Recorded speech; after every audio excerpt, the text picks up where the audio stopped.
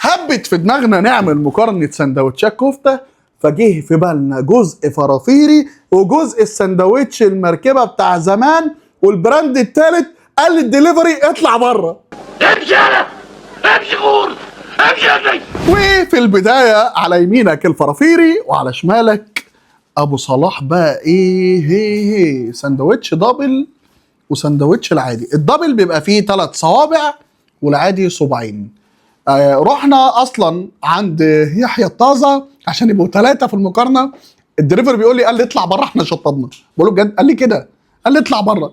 اختبار الكوليسترول عند ابو صلاح، الكوليسترول موجود ولكن صابع الكفته ضعيف شويه. وناخد شويه السلطه اللي هم جايين، هو الراجل بردك جايب السلطه بره، فنعمل ننكس سندوتش هنا. وعايز اقول لك ان السندوتش ده ب 80 جنيه يا عزيزي. كان سندوتش كويس ولكن الكوليسترول فيه ضعيف.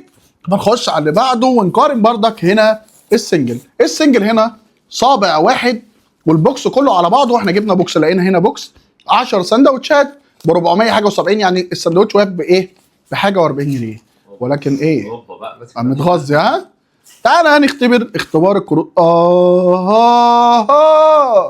اديني في الكوليسترول. شايف يا عزيزي؟ كوليسترول حقيقي، وعيش هنا شامي، وبردك الحاجه بتاعته جايه. بس ايه بقى، عارف انت؟ مديك على قد كل واحد. هو مدينا بتاع كتير قوي من ده، كل واحد مديك عليه واحد.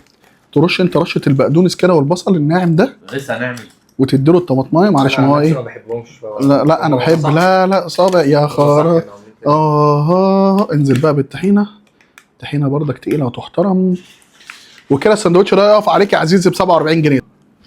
47 جنيه في حته بسبوسه، صح؟ فرافيري يا ابوي، فرافيري بس ايه؟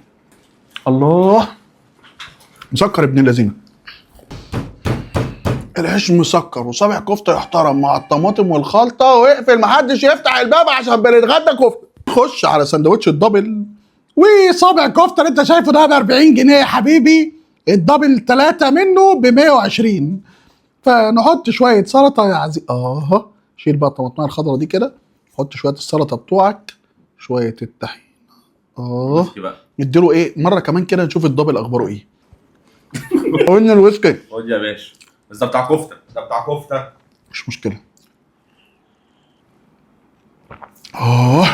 يا ولاد الذين، سندوتش حلو بس تقريبا العيب في العيش البلدي. هو حلو بس انت العيش الشامي مسكر اكتر. خش على بعضه وهات لي سندوتش. سندوتش دبل بقى هنا مدفع. بص هنا صابع كفته، تحس ان في فرق ما بين ده وده، صح؟